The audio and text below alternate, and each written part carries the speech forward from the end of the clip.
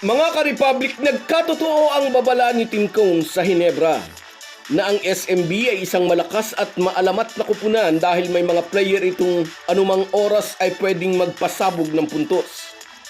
Nagising na rin ang injured na Kraken. Sa kabila ng injury, nagtala naman si Junmar Fajardo ng double-double performance. Nasa balag na ng alanganin ngayon ang Barangay Hinebra.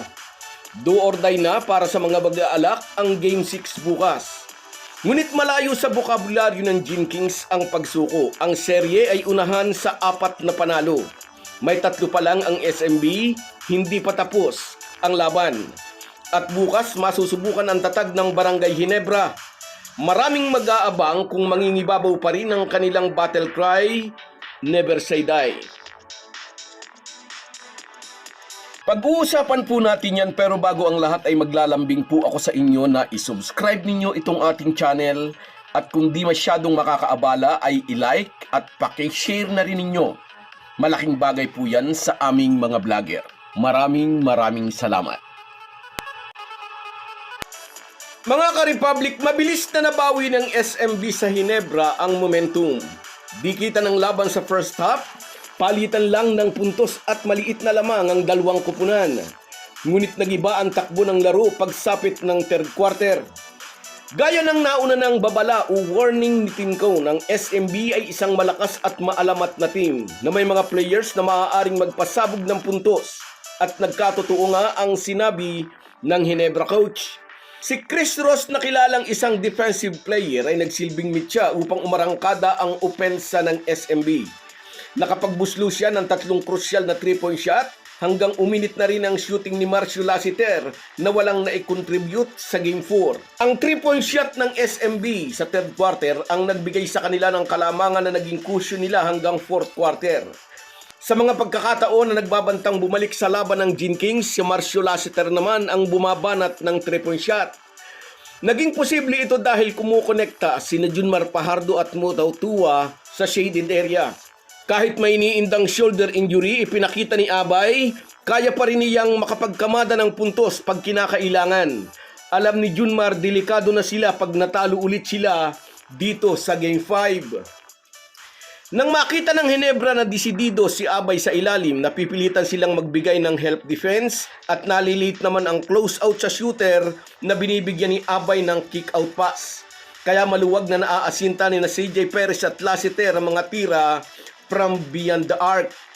Sa ating tingin, nagulat ang Hinebra sa pagbabalik ng bangis ni The Kraken. Ang blueprint nila ay sundan ang naging plano nila sa Game 4 kung saan 6 na puntos lang ang naging kontribusyon ni Abay.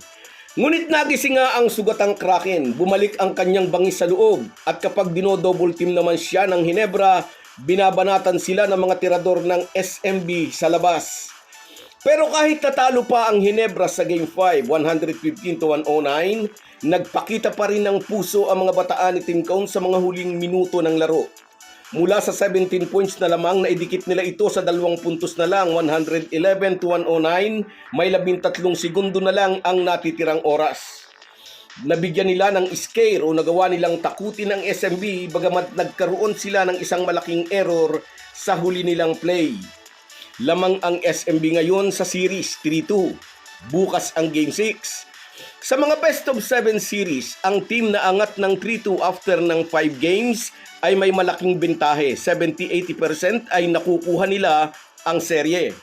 Gayunman, isa ang Hinebra sa mga team na kilalang nakaka-overcome sa mga ganitong disadvantage. Abangan natin. So guys, yan lang muna. Hanggang sa muli.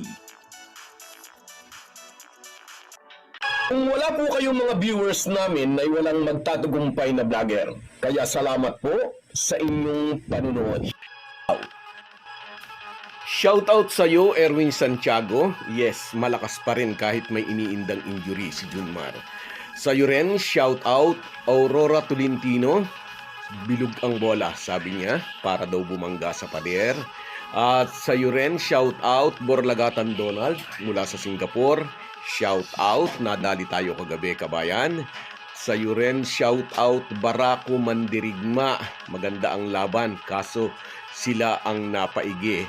Sa iyo rin, Francis Palumayan. Shoutout sa iyo, Idol. Salamat at lagi kang nanonood ng ating vlog. Sa iyo rin, shoutout Merson Kabady Vlog. Nasa Laguna ka ba ngayon? Sa iyo rin, shoutout Francis Barbosa. Sana makuha raw ang Game 5. Nakuha ng SMB. Sa iyo rin, Perla Cudisal. Good luck mamaya na good luck ang SMB, Idol. At sa iyo rin, shoutout Ray Arabit. Sana raw makuha ang Game 5.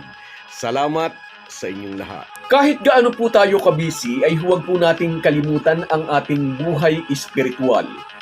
Lagi po tayong magpasalamat sa bawat araw na dagdag sa ating buhay. Malaki po ang maitutulong ng pananalangin araw-araw. Isang paalala po mula sa inyong Halo-Halo Sports Republic.